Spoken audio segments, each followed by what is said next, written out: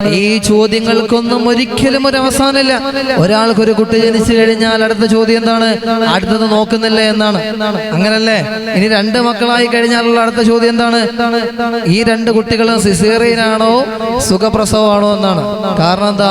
സിസേറിയനായാൽ 3 കുട്ടികളെക്കാളും കൂടുതൽ പറ്റൂലെന്നാ പറയാ. അതിൽ യാഥാർത്ഥ്യമാണോ ഇല്ലേ എന്നറിയില്ല. അങ്ങനെ ഒരു പറച്ചിലുണ്ട്.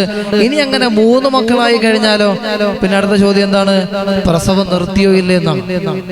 ഞാൻ പറഞ്ഞത് ശരിയല്ലേ? അടുത്ത ചോദ്യം എങ്ങനെയാണ്? ഈ ചോദ്യങ്ങൾക്കൊന്നും അവസാനമില്ല. ആളുകൾക്ക് എല്ലാതും ഇങ്ങനെ അറിഞ്ഞുകൊണ്ടേയിരിക്കണം. അങ്ങനെ 3 മക്കളായി കഴിഞ്ഞ് 4 മക്കളായി കഴിഞ്ഞ അടുത്ത ചോദ്യം എന്താ? ഇവർക്ക് ഇതല്ലാതെ വേറെ പരിപാടിയൊന്നും ഇല്ലെന്നോ? നിങ്ങളൊന്ന് ആലോചിച്ചൊക്കെ. ഇതാണ് നമ്മുടെ സാഹചര്യം.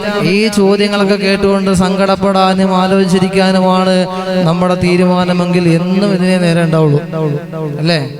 പറയാനുള്ള ആളുകൾ എന്നും പറഞ്ഞുകൊണ്ടേയിരിക്കും.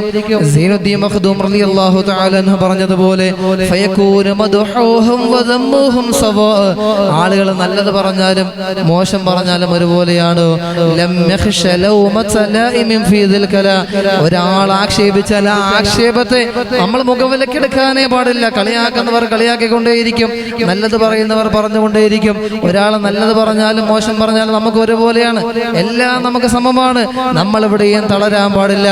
മക്കൾ ആർക്കാണോ ഏറ്റവും കൂടുതലുള്ളത് അവരെ കൊണ്ട് ഞാൻ അഭിമാനം കൊള്ളുമെന്ന് നബി മുഹമ്മദ് മുസ്തഫ സല്ലല്ലാഹു അലൈഹി വസല്ലം തങ്ങൾ പറഞ്ഞു പോയിട്ടുണ്ടെങ്കിൽ എന്റെ ശബ്ദം ശ്രവിക്കുന്ന പ്രിയപ്പെട്ട സഹോദരങ്ങളോട്, പ്രിയപ്പെട്ട ഹബീബിങ്ങളോട് ഓർമ്മപ്പെടുത്താനുള്ളത് നമ്മുടെ ചുറ്റുഭാഗത്തുള്ള ആളുകൾ, പ്രത്യേകിച്ച് നമ്മുടെ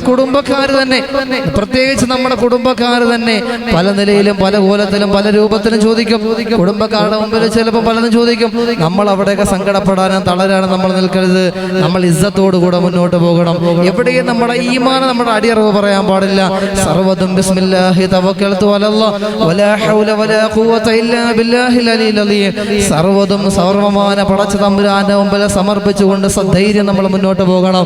അല്ലാഹു റബ്ബുൽ ഇസ്സത്തായ പടച്ച തമ്പുരാൻ നമുക്കെല്ലാവർക്കും ഈമാൻ നൽകുമാറാകട്ടെ.